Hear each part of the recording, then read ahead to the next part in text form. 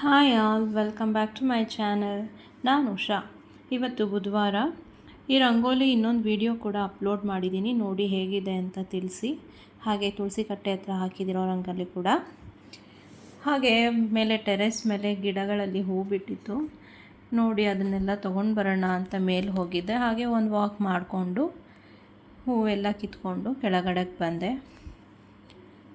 ಇವತ್ತು ಸ್ವಲ್ಪ ಲೇಟಾಗಿ ನನ್ನ ಡೇ ಸ್ಟಾರ್ಟ್ ಆಗ್ತಾಯಿದೆ. ಲೇಟಾಗಿ ಅಂದರೆ 5:35 5:45 ಆಲ್ಮೋಸ್ಟ್ ಆಗಿರುತ್ತೆ.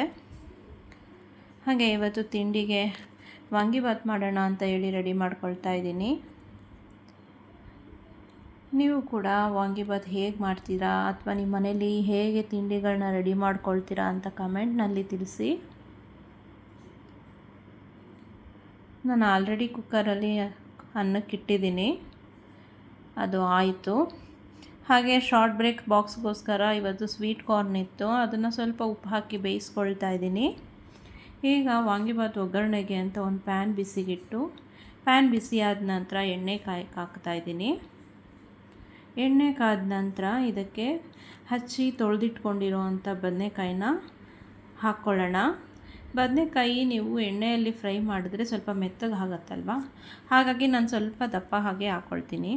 ಅಂದರೆ ತುಂಬ ದಪ್ಪ ಬೇಡ, ಸ್ವಲ್ಪ ಸಾಫ್ಟ್ ಆಗುತ್ತೆ, ಹಾಗಾಗಿ ಆಮೇಲೆ ಸಿಗದೆ ಹೋಗುತ್ತೆ ಅಂತೇಳಿ ನಾನು ಸ್ವಲ್ಪ ದಪ್ಪ ಹಾಕ್ಕೊತೀನಿ. ಬದನೆಕಾಯಿ ಫ್ರೈ ಆದ ನಂತರ ಬಟಾಣಿ ಹಾಕ್ತಾಯಿದ್ದೀನಿ, ನಾನು ಹಸಿ ಬಟಾಣಿ. ಅದನ್ನು ಆಲ್ಮೋಸ್ಟ್ ಸ್ವಲ್ಪ ನಾನು ಬಾಯ್ಲ್ ಮಾಡ್ಕೊಂಡಿದ್ದೀನಿ. ಸ್ವಲ್ಪ ಹೊತ್ತು ಬೇಯಿಸ್ಕೊಂಡ್ರೆ ಬಟಾಣಿ ಈ ಒಗ್ಗರಣೆಯಲ್ಲಿ ಚೆನ್ನಾಗಿ ಬೆಂದ್ಕೊಳ್ಳುತ್ತೆ. ಹಾಗೆ ಹಾಕಿಬಿಟ್ರೆ ಒಂಥರ ಹಸಿ ಹಸಿ ಥರ ಆಗುತ್ತೆ. ಕೆಲವರು ಅಂತಲ್ಲ, ಆಲ್ಮೋಸ್ಟ್ ಎಲ್ಲರೂ ಹುಣಸೆ ಹುಳಿ ಹಾಕಿ ವಾಂಗಿಬಾತ್ ಮಾಡ್ತಾರೆ, ಆದರೆ ನಾನು ಟೊಮೆಟೊ ಯೂಸ್ ಮಾಡ್ತೀನಿ ಮತ್ತು ವಾಂಗಿಬಾತ್ ಪುಡಿ ಆ್ಯಡ್ ಮಾಡ್ತಾಯಿದ್ದೀನಿ. ಇದಕ್ಕೆ 2 ಸ್ಪೂನಷ್ಟು ನಾನು ವಾಂಗಿಬಾತ್ ಪುಡಿ ಆ್ಯಡ್ ಮಾಡಿದ್ದೀನಿ. ಇದನ್ನು ಸ್ವಲ್ಪ ಚೆನ್ನಾಗಿ ಫ್ರೈ ಮಾಡ್ಕೊಳ್ಳಿ. ಇದು ಚೆನ್ನಾಗಿ ಫ್ರೈ ಆಗಿ ಎಣ್ಣೆ ಬಿಡಬೇಕು, ಅಲ್ಲಿವರೆಗೂ ಫ್ರೈ ಮಾಡ್ಕೊಳ್ಳಿ. ಬದನೆಕಾಯಿ ಕೂಡ ತುಂಬ ಸಾಫ್ಟಾಗಿ ಬರುತ್ತೆ. ಈಗ ಉಪ್ಪು ಹಾಕ್ಕೊಳ್ತಾ ಇದ್ದೀನಿ. ಉಪ್ಪು ಹಾಕ್ಕೊಂಡು ಚೆನ್ನಾಗಿ ಮಿಕ್ಸ್ ಮಾಡ್ಕೊಳ್ಳೋಣ.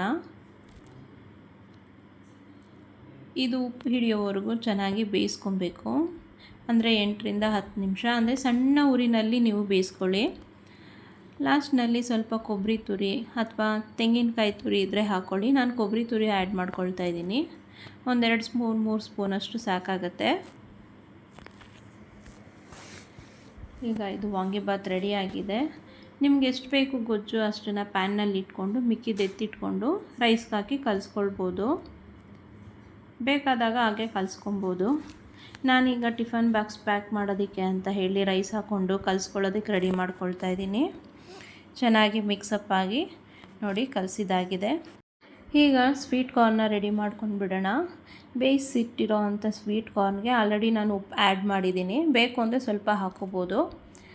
ಸ್ವಲ್ಪ ಕಾಳು ಮೆಣಸು ಪುಡಿ ಹಾಕ್ಕೊಳ್ತೀನಿ ನಾನು. ನಂತರ ಕೊಬ್ಬರಿ ತುರಿ, ಅದಕ್ಕೆ ತುರಿದಿಟ್ಕೊಂಡಿರೋ ಅಂಥ ಕ್ಯಾರೆಟ್ ಮತ್ತು ಸ್ವಲ್ಪ ಕೊತ್ತಂಬರಿ ಸೊಪ್ಪು ಹಾಕ್ಕೊಂಡು ಮಿಕ್ಸ್ ಮಾಡ್ಕೊಳ್ತಾ ಇದ್ದೀನಿ.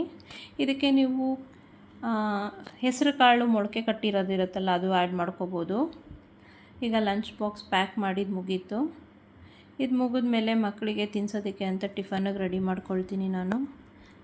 ಅವ್ರಿಗೆ ತಿನ್ಸಿನೇ ಕಳಿಸ್ಬೇಕು ಬೆಳಗ್ಗೆ ಹೊತ್ತು, ಇಲ್ಲಾಂದರೆ ತಿನ್ನೋದೇ ಇಲ್ಲ. ನೆಕ್ಸ್ಟು ಅವ್ರು ಹೋದ್ಮೇಲೆ ನಾನು ರೂಮ್ಸ್ ಎಲ್ಲ ಕ್ಲೀನ್ ಮಾಡಿಕೊಂಡೆ. ಕ್ಲೀನ್ ಮಾಡ್ಕೊಂಡಿದ್ದ ನಂತರ ನಾನು ತಿಂಡಿ ತಿಂದು ಮಿಕ್ಕಿದ ಕೆಲಸ ಎಲ್ಲ ಮುಗಿಸ್ಕೊಳ್ತೀನಿ. ಹಾಗೆ ಮಧ್ಯಾಹ್ನ ಊಟಕ್ಕೋಸ್ಕರ ಹಲಸಂದೆ ಕಾಳಿತ್ತು, ಹಾಗಾಗಿ ಹಾಲು ಸಾರು ಮಾಡೋಣ ಅಂತ ಹೇಳಿ ರೆಡಿ ಮಾಡ್ಕೊಳ್ತಾ ಇದ್ದೀನಿ. ಕುಕ್ಕರ್ನಲ್ಲಿ ಸ್ವಲ್ಪ ನೀರು ಇಟ್ಕೊಂಡು ತೊಳೆದ್ಬಿಟ್ಟು ಹಲಸಂದೆ ಕಾಳನ್ನ ಆ್ಯಡ್ ಮಾಡ್ಕೊಳ್ಳಿ. ಹಲಸಂದೆ ಕಾಳು ಆ್ಯಡ್ ಮಾಡಿಕೊಂಡು ಖಾರಕ್ಕೆ ತಕ್ಕಷ್ಟು ನೀವು ಹಸಿಮೆಣಸಿನ್ಕಾಯಿ ಯೂಸ್ ಮಾಡ್ಬೋದು. 8ರಿಂದ 10 ಸಾಕಾಗುತ್ತೆ, ನೀವು ಖಾರ ನೋಡಿ ಹಾಕ್ಕೊಳ್ಳಿ. ಸ್ವಲ್ಪ ಉಪ್ಪು ಕೂಡ ಹಾಕ್ಕೊಂಡು ನಾನು ಬೇಯಿಸ್ಕೊಳ್ತೀನಿ. ಈಗ ಕುಕ್ಕರ್ ಲಿಡ್ನ ಕ್ಲೋಸ್ ಮಾಡಿ ಇದನ್ನು ಬೇಯಿಸ್ಕೊಳ್ಳೋಣ. ಅಂದರೆ ಇದು ಕುಕ್ಕರ್ ವಿಷಲ್ ಬರೆಸ್ಬಾರ್ದು. ವಿಷಲ್ ಇನ್ನೇನು ಬರುತ್ತೆ ಅನ್ನೋವಾಗ ಸ್ಟವ್ ಆಫ್ ಮಾಡಿಕೊಂಡ್ರೆ ಕಾಳು ಬೆಂದಿರುತ್ತೆ. ಹೀಗಾಗಿದೆ, ಇದು ವಿಷಲ್ ಏನು ಬರಲಿಲ್ಲ, ಹಾಗೆ ಆಗಿದೆ. ಇದನ್ನು ತಕ್ಕೊಂಡು ನಾವು ಒಂದು ಮಿಕ್ಸಿ ಜಾರ್ಗೆ ಸ್ವಲ್ಪ ಕಾಳು ಮತ್ತು ನಾವು ಮೆಣಸಿನ್ಕಾಯಿ ಬೇಯಕ್ಕೆ ಹಾಕ್ಕೊಂಡಿರ್ತೀವಲ್ಲ ಅದನ್ನು ಸಪ್ರೇಟ್ ಮಾಡಿಕೊಂಡು ಮಿಕ್ಸಿ ಜಾರ್ಗೆ 1 ಸೌಟಷ್ಟು ನಾನು ಕಾಳು ಹಾಕ್ಕೊಳ್ತಾ ಇದ್ದೀನಿ ರುಬ್ಬೋದಕ್ಕಂತ ಹೇಳಿ. ಹಾಗೆ ಅದರಲ್ಲಿರೋ ಮೆಣಸಿನ್ಕಾಯಿನೆಲ್ಲ ಹಾಕ್ಕೊಳ್ತೀನಿ.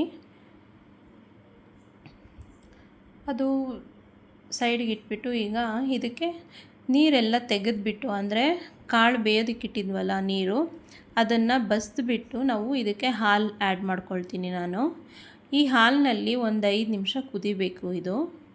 ಆವಾಗ ಸಾಂಬಾರು ಟೇಸ್ಟು ತುಂಬ ಚೆನ್ನಾಗಿರುತ್ತೆ. ಅಂದರೆ ಕಾಳು ಕೂಡ ಅದರಲ್ಲಿ ಬೆಂದಿರೋ ಥರ ಟೇಸ್ಟ್ ಬರುತ್ತೆ.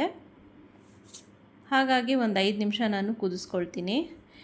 ನೀವು ಹಾಲು ಹಾಗೆ ಹಾಕಿದ್ರೆ ಒಡೆದೋಗುತ್ತೆ ಅಂತ ಅಂದರೆ ಸ್ವಲ್ಪ ಕಾಯಿಸಿ ಕೂಡ ಹಾಕ್ಕೊಬೋದು. ಈಗ ಮಿಕ್ಸಿ ಜಾರ್ಗೆ ರೆಡಿ ಮಾಡ್ಕೊಳ್ಳೋಣ. ಅದು ಕುದಿ ಬರಲಿ. ಸ್ವಲ್ಪ ಬೆಳ್ಳುಳ್ಳಿ ಒಂದು ಅರ್ಧ ಹಿಡಿಯಷ್ಟು ಸಾಕು, ಸ್ವಲ್ಪ ಕೊತ್ತಂಬರಿ ಸೊಪ್ಪು, ಸ್ವಲ್ಪ ಕಾಳು ಮೆಣಸು ಹಾಕ್ಕೊಳ್ತೀನಿ ನಾನು. ಖಾರ ನೋಡಿ ಹಾಕ್ಕೊಳ್ಳಿ, ಯಾಕಂದರೆ ಹಸಿಮೆಣಸಿನ್ಕಾಯಿ ನಾವು ಹಾಕಿರ್ತೀವಲ್ವ, ಹಾಗಾಗಿ ಇದಕ್ಕಿನ್ನೇನು ಹಾಕೋದಿಲ್ಲ. ಅಂದರೆ ಉಪ್ಸಾರಿಗೆ ಹುಣಸೆಹಣ್ಣು ಆ್ಯಡ್ ಮಾಡ್ತೀವಿ, ನಾವು ಇದಕ್ಕೆ ಹುಣಸೆಹಣ್ಣು ಆ್ಯಡ್ ಮಾಡೋದಿಲ್ಲ ಹಾಲು ಹಾಕಿರೋದ್ರಿಂದ. ಈಗ ಸಾಂಬಾರನ್ನ ಕುದಿಸ್ಕೊಳ್ಳೋದಕ್ಕೆ ಈ ಖಾರ ಏನು ರುಬ್ಕೊಂಡಿರ್ತೀವಿ ಅದನ್ನು ಮಾತ್ರ ನಾವು 5 ನಿಮಿಷ ಕುದಿಸ್ಕೊಬೇಕು. ಅದು ಕುದ್ದ ನಂತರ ಹಾಲು ಹಾಕ್ಕೊಳ್ಬೇಕಾಗತ್ತೆ ನಾವು.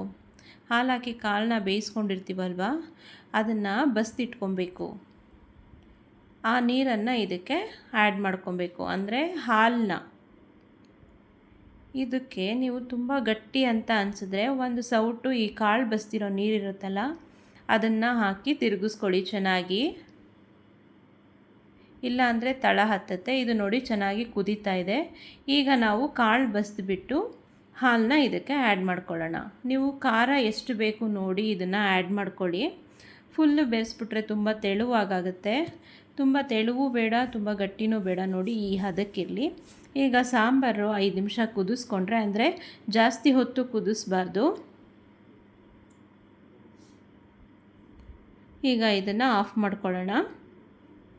ಸಾಂಬಾರು ರೆಡಿಯಾಗಿದೆ. ನೀವು ಒಂದ್ಸರಿ ಈ ಥರ ಟ್ರೈ ಮಾಡಿ. ಹಾಗೆ ನೀವು ಹೇಗೆ ಮಾಡ್ತೀರಾ ಅಂತ ನನಗೆ ತಿಳಿಸಿ.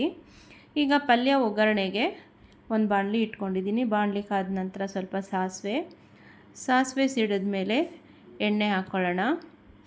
ಎಣ್ಣೆ ಸ್ವಲ್ಪ ಕನ್ಸಿಸ್ಟೆನ್ಸಿ ಕಡಿಮೆ ಇರಲಿ, ಯಾಕಂದರೆ ಈರುಳ್ಳಿ ಬೇಯೋದಕ್ಕೆ ಮಾತ್ರ ಎಣ್ಣೆ ಇದು ಹಾಕ್ಕೊಳ್ಳೋದು ನಾವು. ತುಂಬ ಎಣ್ಣೆ ಆದರೆ ಕಾಳು ಪಲ್ಯಕ್ಕೆ ಚೆನ್ನಾಗಿರೋದಿಲ್ಲ. ಈಗ ಹಚ್ಚಿಟ್ಕೊಂಡಿರೋ ಅಂಥ ಈರುಳ್ಳಿ ಮತ್ತು ಒಣಗಿದ ಮೆಣಸಿನ್ಕಾಯಿನ ಆ್ಯಡ್ ಮಾಡ್ಕೊಳ್ತಾ ಇದ್ದೀನಿ. ಇದು ಚೆನ್ನಾಗಿ ಸಾಫ್ಟಾಗಿ ಫ್ರೈ ಆಗಬೇಕು. ಇದು ಸಾಫ್ಟಾಗಿ ಆಗೋದಕ್ಕೆ ನಾನು ಒಂದು ಚಿಟಿಕೆ ಉಪ್ಪನ್ನು ಬೆರೆಸ್ಕೊಳ್ತೀನಿ. ಇದಕ್ಕೆ ಸಣ್ಣ ಊರಿನಲ್ಲೇ ಇದನ್ನು ಫ್ರೈ ಮಾಡ್ಕೊಳ್ಳಿ. ಬೇಕು ಅಂದರೆ ಎಣ್ಣೆ ಆ್ಯಡ್ ಮಾಡ್ಕೊಳ್ಳಿ. ನೋಡಿ ಇದು ಆಗಿದೆ. ಈಗ ನಾವು ಬಸ್ತಿಟ್ಕೊಂಡಿರೋ ಅಂಥ ಕಾಳನ್ನ ಇದಕ್ಕೆ ಆ್ಯಡ್ ಮಾಡಿಕೊಂಡು ಚೆನ್ನಾಗಿ ಮಿಕ್ಸ್ ಮಾಡ್ಕೊಬೇಕು. ಕೊನೆಯಲ್ಲಿ ನೀವು ಕಾಯಿ ತುರಿನ ಇದಕ್ಕೆ ಆ್ಯಡ್ ಮಾಡ್ಕೊಳ್ಳಿ. ಇದು ಹುಸ್ಲಿ ಟೈಪು ಆಗುತ್ತೆ. ಪಲ್ಯ ಕೂಡ ತುಂಬ ಚೆನ್ನಾಗಾಗುತ್ತೆ. ಲಾಸ್ಟಲ್ಲಿ ಸ್ವಲ್ಪ ಕೊತ್ತಂಬರಿ ಸೊಪ್ಪು ಕೂಡ ಆ್ಯಡ್ ಮಾಡ್ಕೊಬೋದು. ಈ ಥರ ಹಾಲು ಸಾರು ಮಾಡೋವಾಗ ಅಲಸಂದಿ ಕಾಳಿಗೆ ನಾವು ಸಬ್ಬಕ್ಕಿ ಸೊಪ್ಪು ಕೂಡ ಸೇರಿಸ್ಕೊಬೋದು. ತುಂಬಾ ಟೇಸ್ಟಿಯಾಗಿರುತ್ತೆ. ನಾನು ಸಬ್ಬಕ್ಕಿ ಸೊಪ್ಪು ಇರಲಿಲ್ಲ, ಕಾಳು ಸ್ವಲ್ಪ ಜಾಸ್ತಿ ಇತ್ತು ಅಂತ ಹೇಳಿ ಬರೀ ಕಾಳು ಹಾಕಿ ಮಾಡ್ತಾಯಿದ್ದೀನಿ. ನೋಡಿ ಪಲ್ಯ ಕೂಡ ರೆಡಿ ಆಯಿತು. ಹಾಗೆ ಮಿಕ್ಕಿದ ಕೆಲಸ ಎಲ್ಲ ಮುಗಿಸಿ ಅಡುಗೆ ಮನೆ ಎಲ್ಲ ಕ್ಲೀನ್ ಮಾಡಿ ಸಂಜೆ ಕಾಫಿಗಂತ ರೆಡಿ ಮಾಡ್ಕೊಳ್ತಾ ಇದ್ದೀನಿ. ಕಾಫಿ ಮಾಡಿ ಕುಡಿದ್ಬಿಟ್ಟು ನೆಕ್ಸ್ಟ್ ನೈಟು ಊಟಕ್ಕೆ ರೆಡಿ ಮಾಡ್ಕೊಬೇಕು. ಅಂದರೆ ಮುದ್ದೆ ಮಾಡ್ಕೊಳ್ಬೇಕು ಹಾಲು ಸಾರಿಗೆ ಮುದ್ದೆ ತುಂಬ ಚೆನ್ನಾಗಿರುತ್ತೆ. ನೀವು ಒಂದ್ಸರಿ ಈ ಥರ ಟ್ರೈ ಮಾಡಿ ಹೇಗಿದೆ ಅಂತ ಕಮೆಂಟ್ ಮಾಡಿ ತಿಳಿಸಿ. ಹೀಗೆ ನನ್ನ ಚಾನಲ್ನ ಸಬ್ಸ್ಕ್ರೈಬ್ ಮಾಡಿ ಕಮೆಂಟ್ ಮಾಡಿ ತಿಳಿಸಿ ನನ್ನ ಚಾನಲ್ ಹೇಗೆ ಬರ್ತಾಯಿದೆ ಅಂತ. ನೋಡಿ ಕಾಫಿ ಕೂಡ ರೆಡಿ ಆಯಿತು. ಕಾಫಿ ಕುಡಿದು ನೆಕ್ಸ್ಟ್ ಏನಿದೆ ಕೆಲಸ ಅದನ್ನೆಲ್ಲ ನಾನು ಮುಗಿಸ್ಕೊಳ್ತೀನಿ. ಪ್ಲೀಸ್ ಕಮೆಂಟ್ ಮಾಡಿ ತಿಳಿಸಿ ನನ್ನ ಚಾನಲ್ ಹೇಗೆ ಬರ್ತಾಯಿದೆ. ಈ ವ್ಲಾಗ್ ಮುಗಿಸ್ತಾ ಇದ್ದೀನಿ. ಬಾಯ್.